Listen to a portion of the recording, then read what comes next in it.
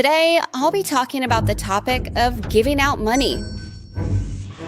I'm not talking about Thailand, but I'll use Argentina as an example, a country that handed out money until it went bankrupt.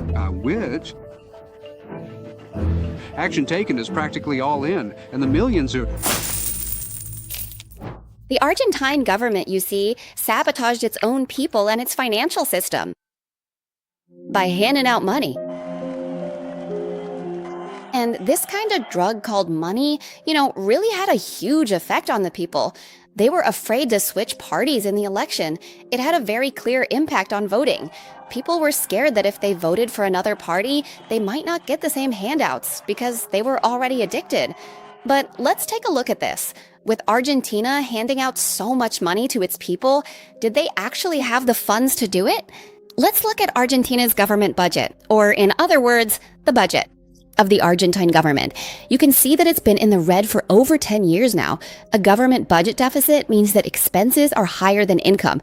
Just look at these bars to count how long it's been negative. 1, 2, 3, 4, 5, 6, 7, 8, 9, 10, 11, 12, 13 years in a row.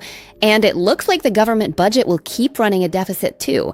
So when there's not enough money, what do they have to do? They have to borrow. That's why Argentina's public debt right now is at 88.4% of GDP, which is extremely high, especially for a country whose economy isn't that big. Argentina's debt even reached as high as 100% of GDP during the COVID period. Having debt at 100% means that for every 100 you earn, you owe 100. It's really that bad. Now it's come down a bit to 88% of GDP, right? But you might ask, why compare this to Thailand? Because it still seems pretty far off. Right now, Thailand's public debt is just 23% of GDP. It's nowhere near 88. There's still a long way to go. But let's look back a bit, just a little. Right before COVID, Argentina's public debt was only in the mid-50s% of GDP. Then, suddenly, it shot up that high because of all the cash handouts.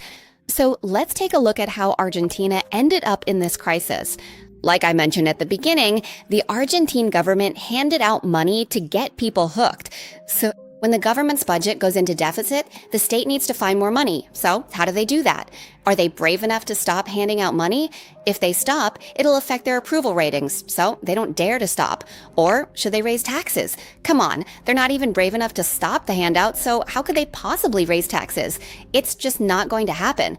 So there's another way that seems easy, a way to get money effortlessly, and that is intervening with their own peso by printing more money.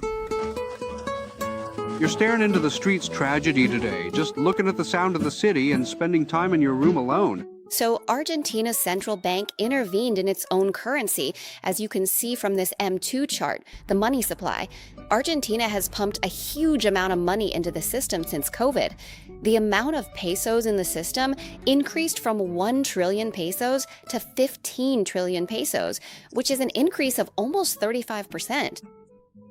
Printing money like this is what I would call a shortcut solution, if I may say so. Legally, the system allows it, but printing money is basically a legal way of stealing from the people. And printing money like this will also lead to disaster. That is right. Management. At this point, some of you might be wondering, why does printing money lead to failure? Even the United States prints tons of money, and they never seem to go bankrupt. Well, the reason is right here. Let me explain it to you in a way that will open your eyes. Other than the United States, there is no country that can print unlimited amounts of money. I'll explain this using simple economic principles. Because the US dollar is in high demand all over the world.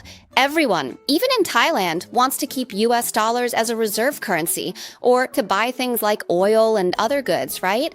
But on the other hand, currencies like the peso or other countries' currencies, including Thailand's baht, aren't in demand. No one wants to keep pesos as a reserve currency, right? And there aren't people around the world who want to use pesos for spending or exchanging. So if you print more pesos, it's only really useful for paying off debts. That's it. It doesn't have any economic value. No one wants it. That's why all this money just stays trapped inside Argentina, leading to hyperinflation. And like I mentioned earlier, when the government suddenly prints a lot of money like this, you could say it's basically a legal way of stealing money. It's even worse than stopping handouts or raising taxes. Because this part, when you hear it, it's like, remember this in your heart. Any country, any currency, that becomes easy money, meaning money that can be produced easily, basically just printing more money.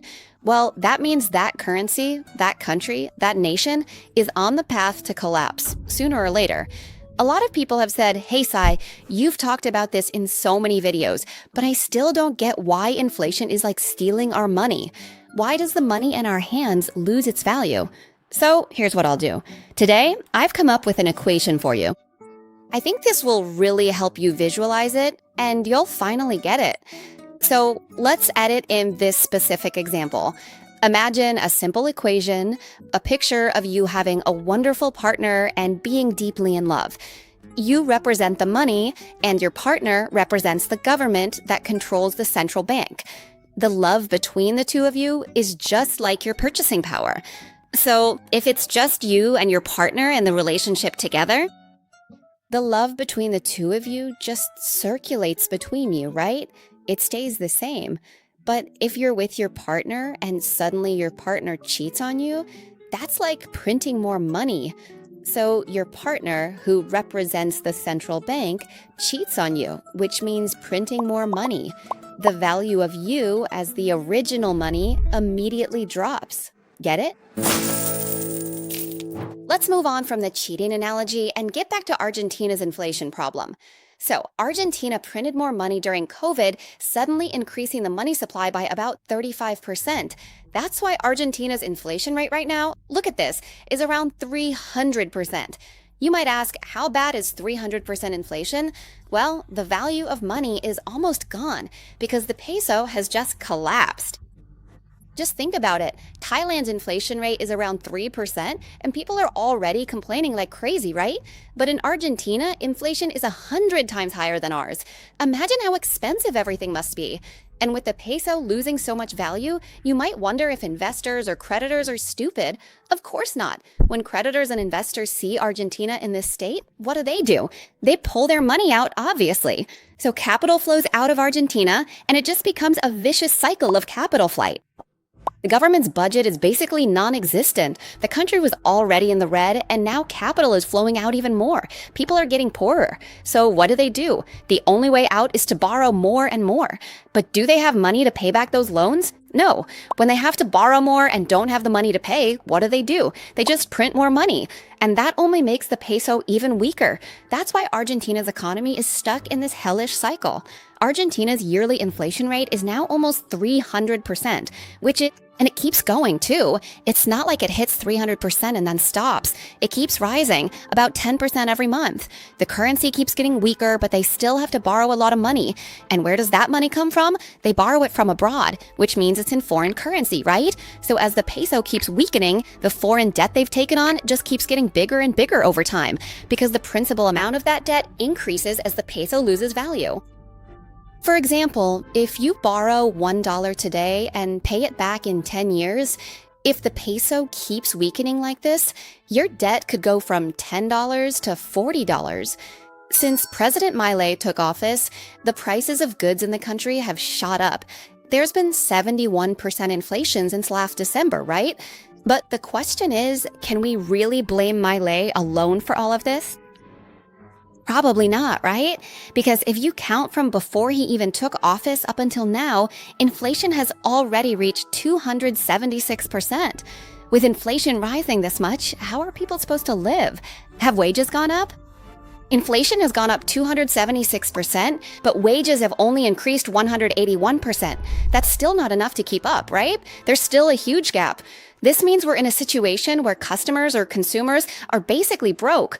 So for businesses that thought they could just pass the burden of inflation onto consumers, that's not possible. They can't raise prices.